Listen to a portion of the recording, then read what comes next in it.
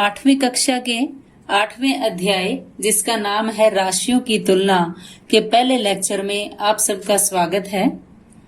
आज इस लेक्चर में हम राशियों की तुलना के बारे में पढ़ेंगे। आपने ये नाम 7वीं कक्षा में भी सुना है और इसके बारे में पढ़ा है। 7वीं कक्षा में राशियों की तुलना चैप्टर में अनुपात, प्रतिशत, साधारण ब्याज आदि के बारे में विस्तार से समझाया हुआ है। लेकिन 8वीं कक्षा में अनुपात, प्रतिशत, साधारण ब्याज के साथ साथ कुछ और भी मुख्य बिंदु हैं, जैसे वृद्धि या कमी प्रतिशत,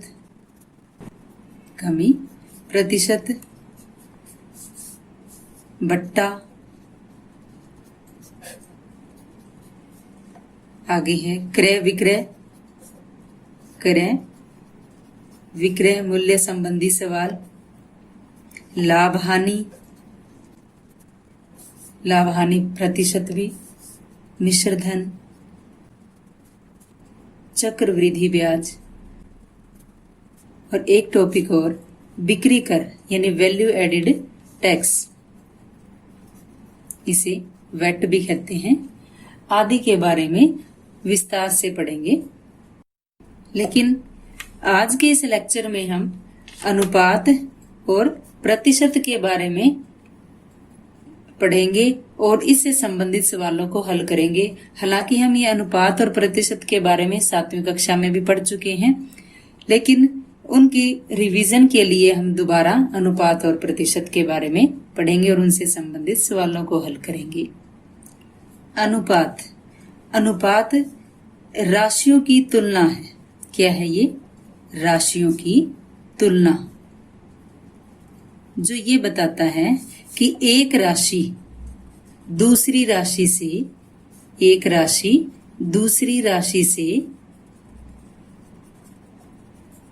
कितने गुना कम है या अधिक है। अनुपात क्या बताता है कि एक राशि दूसरी राशि से कितने गुना कम है या अधिक है। इसे एक उदाहरण से समझने का प्रयास करते हैं। अब मान लिया किसी कक्षा में लड़कों की संख्या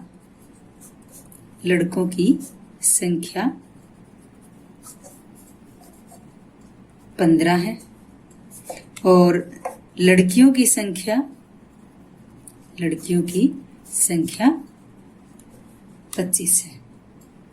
अब लड़कियों की संख्या से क्या अनुपात है, तो यानी किसका ज्ञात करना है? लड़कों की संख्या का लड़कियों की संख्या से। तो यानी लड़के कितने हैं? 15, लड़कियां कितनी हैं? 25। तो इसको क्या लिख लेंगे हम? 15/25। अब दोनों 5 के टेबल पे 5 के पहाड़े पे कटते हैं। 5 3 15 और 5 5 25। ये आ गया 3/5। लड़कों की संख्या तथा लड़कियों की संख्या यानी जो नाम पहले लिया है उसी की जो संख्या है उसे हम पहले लेंगे यानी ऊपर लेंगे। तो लड़कियों की संख्या, अब इनका अनुपात कितना आ गया? 3/5 है ये। इसको अनुपात के रूप में क्या लिखेंगे? 3/5।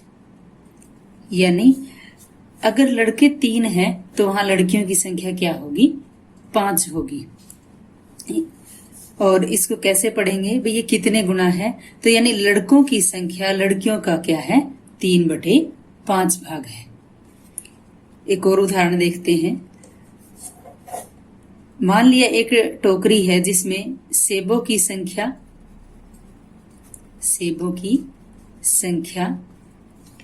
20 है और अनारों की संख्या 5 है।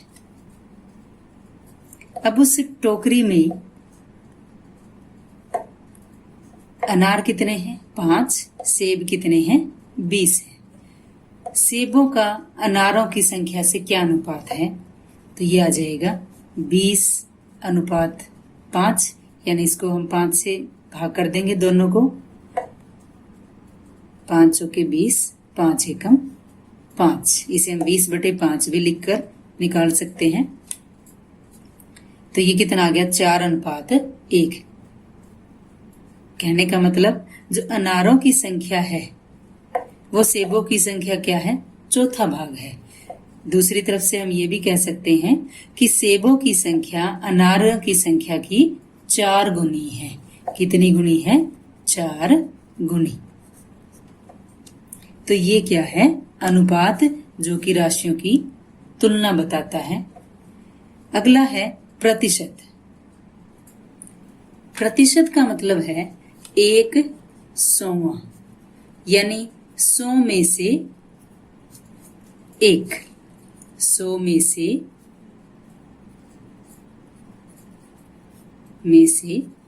1। वो क्या होता है? प्रतिशत। प्रति यानी 1, शत यानी 100। 100 में से 1। ये भी एक प्रकार की क्या होती है? भिन्न होती है, जिसका हर कितना होता है? 100। और इसको लिखेंगे कैसे?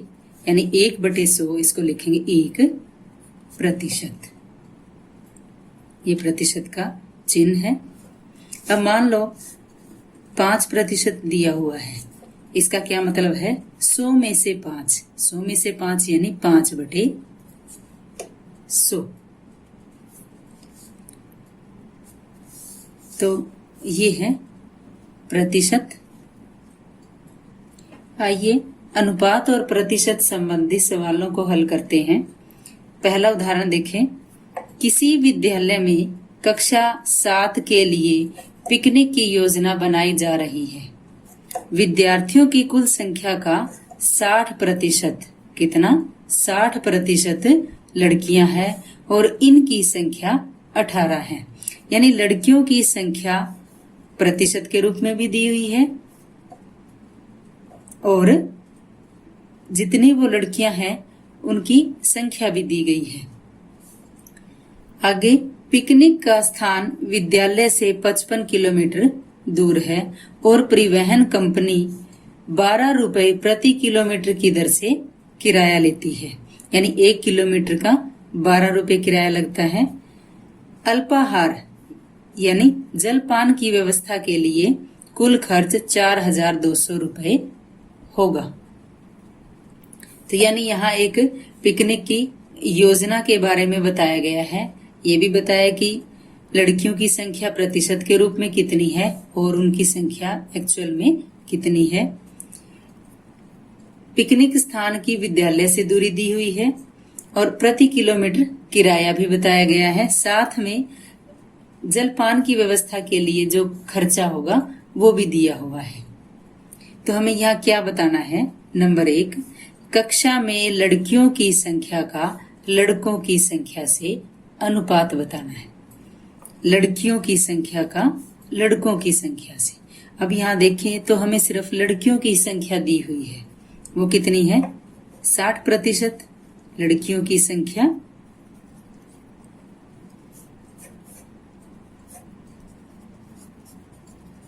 कितनी है? 60%। और दूसरा क्या दिया हुआ है? वो लड़कियां हैं कितनी? 18। यानी किसका? कुल संख्या का। अब हमें यहाँ कुल संख्या नहीं पता तो क्या करेंगे? मान लेंगे हम माना कुल संख्या x है।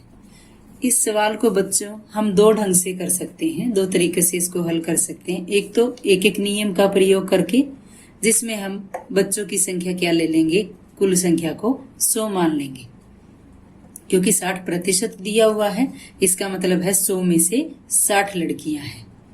और दूसरा, कुल संख्या को हम x मानकर हल कर लेंगे। तो माना कुल संख्या कितनी है? x, और x का 60% है। x का 60% क्या है? लड़कियां हैं। तो x का 60% और ये कितनी है 18, तो बराबर 18। यहां से x का मान यानी कुल संख्या ज्ञात करें। तो x का की जगह गुना 60% का मतलब 100 में से 60 यानी 60/100। प्रतिशत का चिन्ह हटाएंगे तो क्या आ जाएगा, बटे में 100 बराबर 18। अब इसे हल करेंगे।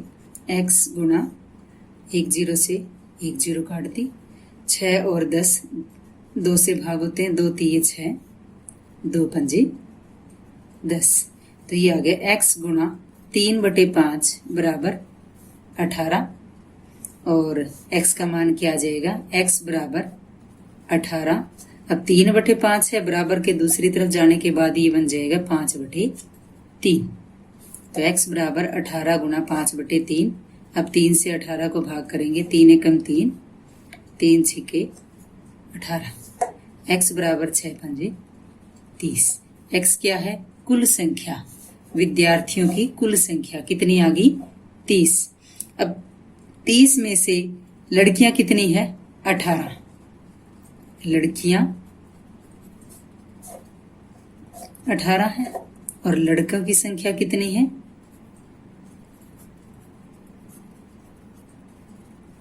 30 में से 18 गए, 10 में से 8 गए 2 और 2 में से 1 गया 1, 12। लड़कों की संख्या कितनी आ गई 12। अब पहला सवाल क्या था, लड़कियों की संख्या का लड़कों की संख्या से अनुपात। पहले क्या है लड़कियां, उसके बाद लड़के। तो लड़कियां और लड़कों की संख्या का अनुपात क्या होगा, यानी 18/12। 18 और 12 6 से भाग होते हैं, 6 3 18, 6 दूनी 12। ये कितना आ गया भिन्न रूप में 3/2।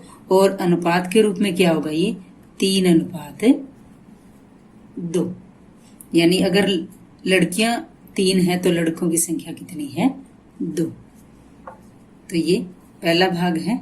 दूसरा भाग, यदि 2 अध्यापक भी कक्षा के साथ पिकनिक पर जा रहे हैं तो प्रति व्यक्ति खर्च क्या होगा। 2 अध्यापक भी।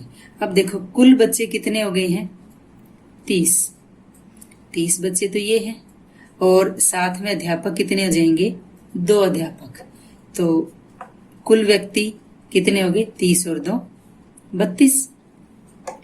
आगे क्या कहा इसने कि पिकनिक का स्थान विद्यालय से 55 किलोमीटर दूर है। कितना दूर है ये 55 किलोमीटर। और 1 किलोमीटर का किराया कितना है 12 रुपए। तो यहां यातायात का खर्च क्या होगा, यातायात का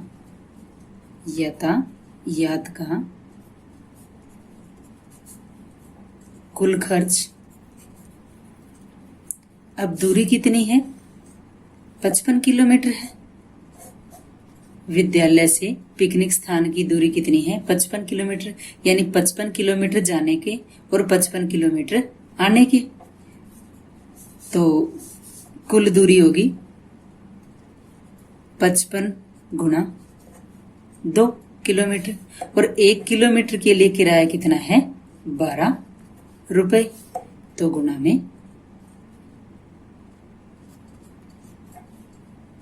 12। ये क्या आ गया यातायात का कुल खर्च। 55 दूनी 110 गुणा 12, 110 की और 12 से गुणा करें, 12 0 0, 12 एकम 12, 12 एकम 12 और 1 13, 1320 रुपए। ये क्या है यातायात का कुल खर्च, यानी परिवहन पर कितना खर्चा लगा है 1320 रुपए। और इसमें जलपान की व्यवस्था के लिए दिया हुआ है, जलपान का कुल खर्च वो है 4280 रुपए। कुल खर्च कितना हो गया, कुल खर्च यानी 1320 और 4280 इनको जोड़ देंगे तो ये आ गया 0, 8 और 2 10 हासिल 1, 3 और 2 5 और 1 6, 4 और 1 5, 5600 रुपये। कुल खर्च कितना आ गया? 5600 रुपये। और ये जो 5600 रुपये हैं कितने व्यक्तियों में बांटे जाएंगे? 30 तो बच्चे थे और प्लस 2 अध्यापक, तो 30 प्लस 2 कितने हो गए? 32। 32 में अब इनको हम बांट देंगे। यहाँ हम एक एक नियम का प्रयोग करेंगे। जैसे 32 व्यक्तियों के लिए खर्च की जाने वाली राशि कितनी है? 5600 रुपये। और एक व्यक्ति के लिए 5600 भाग 32, और 5600 को जब हम 32 से भाग करेंगे, यानी ये 5600 को 32 से भाग करते हैं, 32 एकम 32, 6 में से 2 गए 4, 5 में से 3 गए 2, 0 उतार लेंगे। अब 32 को 7 21, यानी 32 को 7 से गुणा करते हैं। 7 दूनी 14, 7 21 और 1 22, 224। 10 में से 4 गए 6, और 3 में से 2 गए 1, 0 उतार लेंगे। 160। अब 5 से गुणा करें। 5 दूनी 10, 5 3 15 और 1 16, तो कितना आ गया? ये 175। तो प्रत्येक व्यक्ति के हिस्से में कितने रुपए आएंगे? 175 रुपए आएंगे। तीसरा भाग, यदि उनका पहला स्टॉप विद्यालय से 22 किलोमीटर की दूरी पर है तो वह कुल 55 किलोमीटर की दूरी का कितने प्रतिशत है? पहला स्टॉप यानी वे 22 किलोमीटर की दूरी पर उनका पहला स्टॉप है, वहां पहले रुके हैं। तो अब ये बताना है जो 22 किलोमीटर है 55 किलोमीटर का कितने प्रतिशत है। यानी पहले स्टॉप की दूरी है, पहले स्टॉप की दूरी बराबर 22 किलोमीटर, और कुल दूरी कितनी है? 55 किलोमीटर। कुल दूरी 55 किलोमीटर। अब 22 किलोमीटर 55 किलोमीटर का कितने प्रतिशत है? तो लिखेंगे इसको 22 बटे 55, और प्रतिशत में बताना है तो गुणा 100, और ये प्रतिशत, यानी इसको हम ये भी लिख सकते हैं 22 बटे 55 गुणा 100 बटे 100, क्योंकि प्रतिशत का मतलब होता है 1 बटे 100। बटे 100 की जगह लिख दिया हमने प्रतिशत। अब इसको काटेंगे, 11 दूनी 22, 11 पंजी 55, 5 एकम 5, 5 दूनी 10, 5 0 0, 20 दूनी 40 प्रतिशत। तो पहले स्टॉप की दूरी कुल दूरी का कितना है? 40 प्रतिशत। प्रतिशत के रूप में कितना आ गया? वो 40 प्रतिशत आ गया। आगे इसने पूछा है कितने प्रतिशत दूरी तय करना शेष है। अब कितनी दूरी तय कर ली है? मान लिया ये पहला स्टॉपेज है, ये 22 किलोमीटर है, और प्रतिशत के रूप में ये 40 प्रतिशत है। तो बाकी कितना और रह गया? कुल 100 प्रतिशत। तो शेष भाग जो रह गया है, शेष भाग बराबर 100 माइनस 40 प्रतिशत बराबर 60 प्रतिशत। और अगर इसको दूरी से हम ज्ञात करें तो कितना आ जाएगा? 22 किलोमीटर ये है, आगे कितना और रह गया? कुल दूरी 55, 55 में से 22 गए 33 किलोमीटर, और 33 बटे 55 गुणा 100 प्रतिशत, प्रतिशत के रूप में लिखेंगे तो अब 11 से 11 तीये 33, 11 पंजे 55, 5 एकम 5, 5 दूनी 10, 5 0 0, 3 दूनी 6, 60 प्रतिशत। चाहे जो प्रतिशत है उसको 100 में से घटा दो, या शेष दूरी को बटे कुल दूरी गुणा 100 प्रतिशत, इससे भी हम प्रतिशत निकाल सकते हैं। तो बच्चों ये था पहला उदाहरण। आइए अब प्रश्नावली 8.1 के सवाल हल करते हैं। पहला सवाल है, निम्नलिखित का अनुपात ज्ञात कीजिए।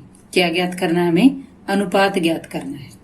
ए भाग है, एक साइकिल की 15 किलोमीटर प्रति घंटे की गति का एक स्कूटर की 30 किलोमीटर प्रति घंटे की गति से अनुपात ज्ञात करना है। यानी एक साइकिल की जो गति है वो कितनी है? 15 किलोमीटर प्रति घंटा, और स्कूटर की है 30 किलोमीटर प्रति घंटा।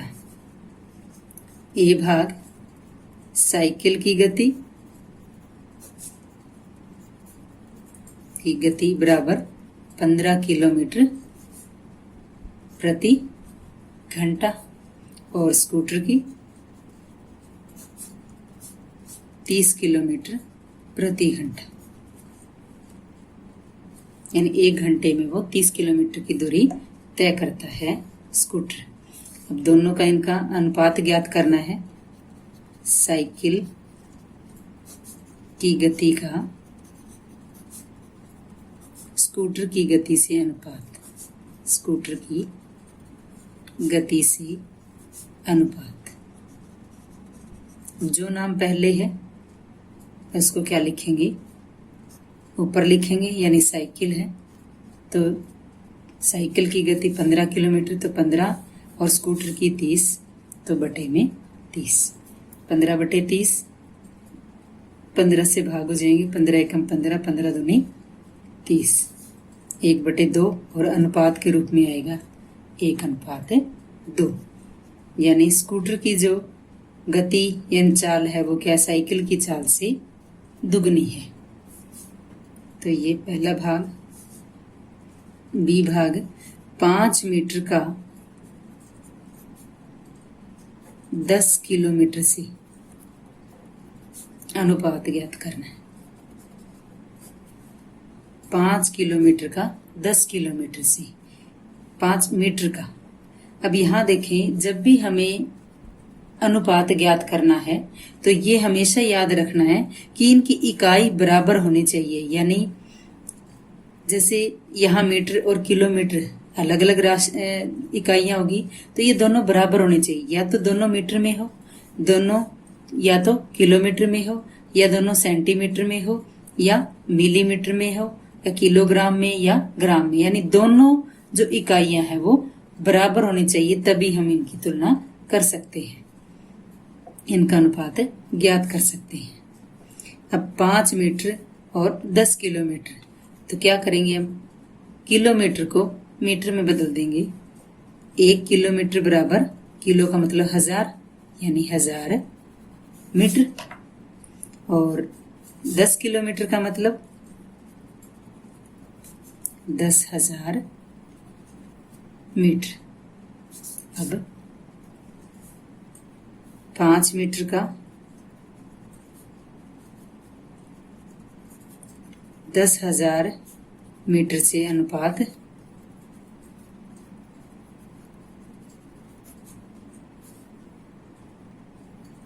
यानी 5 बटे 10,000। 5 से इसको भाग करेंगे, 5 एकम 5, 5 दूनी 10, 5 0 0, 5 0 0 और 5 0 0। ये आ गया 1 बटे 2000, और अनुपात के रूप में आएगा 1:2000। तो ये 5 मीटर और 10 किलोमीटर का अनुपात आया 1:2000। 5 मीटर 10 किलोमीटर का क्या है? 2000वां भाग है। अगला है सी भाग 50 पैसे का 5 रुपए से। यहां भी देखिए, एक पैसा दिया हुआ, दूसरा रुपए, दोनों इकाई बराबर नहीं है। यहां भी इकाई बराबर करेंगे तो रुपए को पैसे में बदल देते हैं। 1 रुपया बराबर 100 पैसे, और 5 रुपए बराबर 500 पैसे। अब 50 पैसे और 500 पैसे का अनुपात, 50 पैसे का 500 पैसे से अनुपात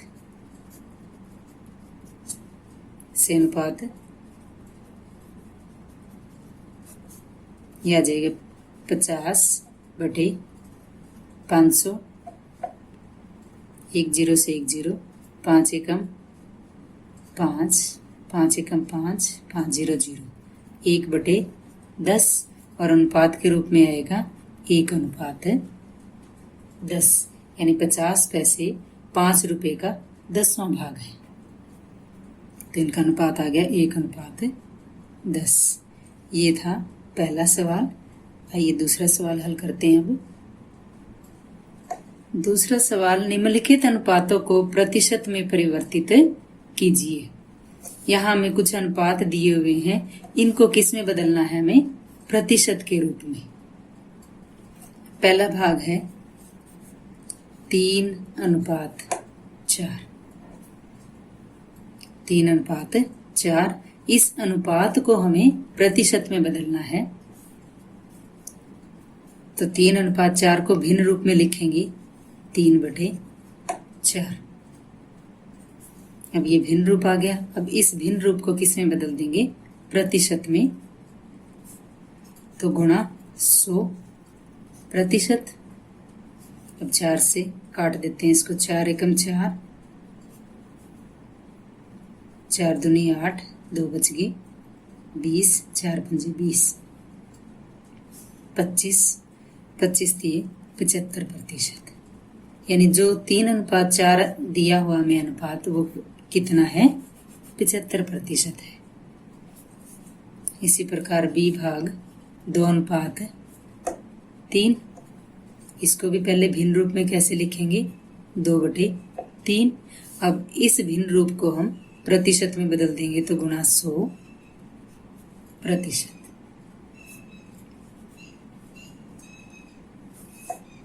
अब देखो 3 से ये 100 पूरा पूरा भाग नहीं होता है। 100 की और 2 की गुणा कर लेते हैं, 200/3%।